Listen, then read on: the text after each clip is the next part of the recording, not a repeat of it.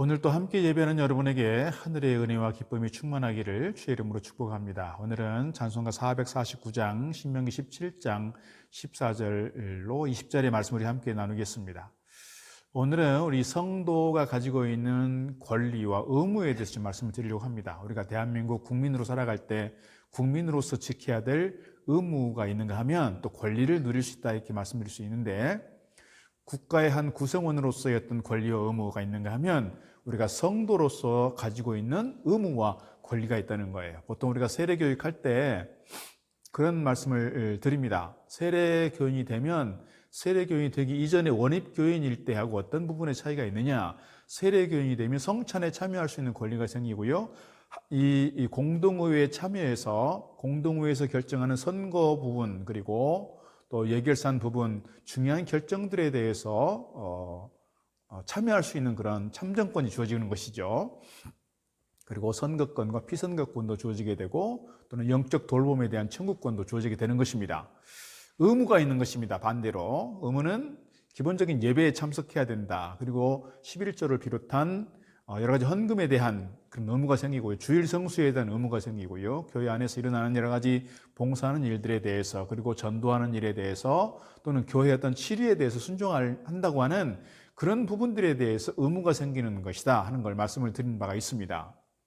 오늘 본문의 말씀 보게 되면 사실은 그런 부분에서 왕이 가지고 있는 왕으로서의 어떤 권리, 왕으로서의 의무를 말씀드릴 수 있는데, 오늘 본문에서는 왕으로서의 권리는 말하지 않고 왕으로서 어떤 부분에 대해서 의무를 가지는가에 대한 말씀들을 하고 있는 걸 보게 됩니다.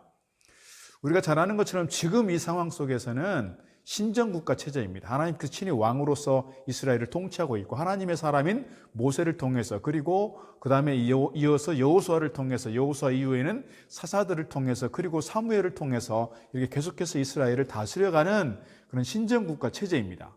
그런데 이스라엘 백성들이 가나안에 들어가게 되면 이제 좀 달라진다는 거예요, 환경이. 왜냐하면 주변의 국가들은 다 왕들이 있어서 강력하게 국가를 다스리고 국가를 강성하게 하고 국방력과 경제력과 어떤 외교력을 통해서 다른 부족들이 함부로 침략할 수 없는 그런 강성한 나라들을 만들게 되는데, 이스라엘 백성들은 아직도 시스템상 약한 부분이 있어서 그런 외국에 대한, 주변국들에 대한 동경이 있고, 그들도 자연스럽게 왕을 요구하게 될 거다. 그러면 왕이 세워지게 됐을 때 어떤 조건이 있는가, 어떤 부분에 대해서 의무감을 갖는가 하는 것에 대해서 오늘 말씀에서 가르쳐주고 있는 겁니다. 무엇보다도 왕을 허락하게 될 때 조건은 뭐냐면, 그 왕은 하나님께서 허락하시는 사람이어야 한다는 거예요.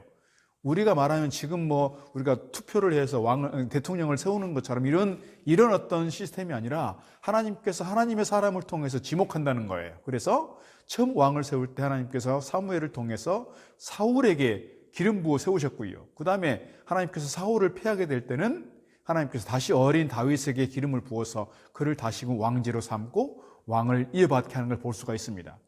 이렇게 하나님께 허락받는다는 것을 우리가 기억한다는 거예요. 그리고 오늘 본문에서 몇 가지 왕이 가진 의무, 왕이 지켜야 될 규례에 대해서 몇 가지 설명하고 있습니다. 첫 번째 규정은 뭐냐면, 왕은 율법을 잘 준수해야 된다는 것입니다. 부와 향락과 명예나 권력욕에 빠지지 말자. 이것은 하나님께 영광이 되지 않을 뿐만 아니라 국가를 또는 자기 자신을 망가뜨리는 큰 범죄에 해당되는 것이기 때문에 이런 부와 또는 권력과 명예와 향락에 빠지지 말자, 이런 말씀하고 있습니다. 그래서 첫 번째 그 조건이, 실질적인 조건이 뭐냐면 말을 많이 갖지 말라는 겁니다. 말은 군사력을 대표하는 것이고요. 전쟁에서 승리하고 돌아올 때 백마를 타고 왕이 입성하게 될 때 모든 백성들이 부복하여 왕에 대해서 칭송하게 될 때 그 왕이 되는, 그 왕으로서의 우쭐대는 그 마음, 교만해진 그 마음을 다시 내려놓을 수가 없다는 점에서 이건 중독성이 있다는 것이고, 그런 점에서 말을 많이 갖지 말라 하는 말씀 드릴 수 있습니다. 또 하나의 말을 갖지 말라는 이유는, 말은 군사력과 상관이 있는 것이기 때문에 군사력이 커져가면 나가서 전쟁을 하게 될 때 승리하고 돌아오면 하나님께서 우리를 도우셔서 승리했다라고 하는 신앙적 고백보다는 우리가 군사력이 세져서 우리가 우리 힘으로 싸워서 이겼다고 하는 그런 영적 교만이 생길 수 있다는 점에서 말을 갖지 말라, 이렇게 말씀하고 있는 것입니다. 두 번째는 왕은 아내를 많이 두지 말라고 말씀하고 있습니다. 아내를 많이 두지 말라. 아내를 많이 두는 중요한 근거로서 사람들은 후사를 얻기 위한 것이고 왕을 계승하기 위한 것이라고 말할 텐데, 하나님께서 보실 때 이것은 잘못된 거라는 거예요. 왕은 사람들이 지목한 것이 아니라 앞서 말씀드린 것처럼 하나님께서 친히 지목하시고 하나님께서 세우실 텐데, 사람들이 자기 후사를 생각하고 있다는 것은 하나님께 대한 절대적 주권을 인정하지 않는 거예요. 뿐만 아니라 아내들을 많이 두는 것은 주변국들의 공주들을 데려다가 왕비로 삼는 것이고, 그래서 이 외교를 통해서 국가를 안정되게 하겠다고 하는 그런 계책이 있는 것인데, 이 또한 하나님의 절대적 주권과 하나님의 돌보심, 보호하심에 대해서 사실 인정하지 않는 부분이다. 이런 점에서 아내를 많이 두지 마라. 아내를 많이 두는 중요한 이유는 사람들이 자기 쾌락과 향락을 위한 것이라고 그렇게 말씀하고 있는 것입니다. 세 번째 규례는 뭐냐면, 왕은 금과 은을 많게 하여 부귀를 사랑하지 말자는 거예요. 어느 정도의 적당한 부는 필요하지만, 왜냐, 왕실을 운영해야 되니까요. 그러나 너무 많은 부귀는, 너무 많은 재물은 백성들에게 이렇게 부담을 지우는 것이기 때문에, 이런 부분들에 대해서는 사실은 지금 어떻게 하나님께서 그들을 통제하고 있는 것이라 이렇게 말씀드릴 수 있습니다. 이것 때문에 백성들이 궁핍한 가운데 버려지면 안 된다는 것이고요. 재물에 많은 마음을 두게 되면 이 또한 이것이 우상이 되어서 하나님으로부터 멀어진다라고 하는 측면에서 재물을 많이 취하지 마라, 이렇게 말씀하고 있습니다. 또 하나 마지막으로 주신 중요한 통치의 기본 원칙은 뭐냐면, 하나님의 율법을 그대로 따르고 그것을 자기 개인과 가정과 국가의 통치 이념으로 삼자는 거예요. 앞부분은 다 하지 마라, 갖지 마라, 취하지 마라, 이런 어떤 부정적인 말씀들이었다면, 오늘 네 번째는 하나의 긍정적인 말씀이에요. 그래서 지금까지 부정적인 것에 비해서 하나의 유일한 긍정적 원칙을 제시하고 있는데, 그것은 뭐냐면 율법입니다. 그래서 왕으로 등극하자마자 첫 번째 하는 일이 뭐냐면, 왕이 얼마나 바쁘겠어요. 그러나 그 바쁜 와중에도 가장 먼저 해야 될 일이 성경을 필사하는 일입니다. 우리 교인들 중에서도 필사하는 분들이 간혹 계시는데요, 필사하면서 말씀에 대한 깨달음이 생기고 말씀을 묵상하게 되고 깊은 영성으로 들어갈 수 있는 길이 생기는 것이죠.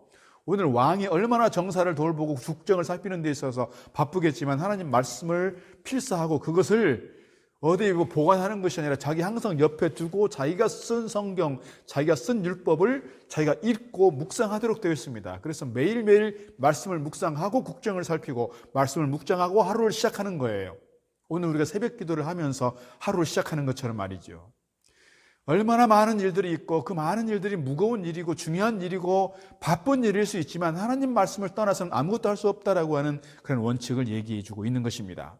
오늘 우리에게 있어서 정말 세상의 일이 분주하고 바쁘지만 우리에게 중요한 게 있다. 그게 뭐냐? 하나님 말씀이라고 하는 것을 우리에게 가르쳐 주고 있습니다. 사랑하는 성도 여러분, 하나님께서 이스라엘 위에 세워질 왕이 될 사람들에 대해서 말씀하실 때, 이 왕은 그전에 사사라든지 또는 모세나 여호수아 같은 그런 하나님의 사람들처럼 왕은 하나님의 대리자여야 한다는 거예요.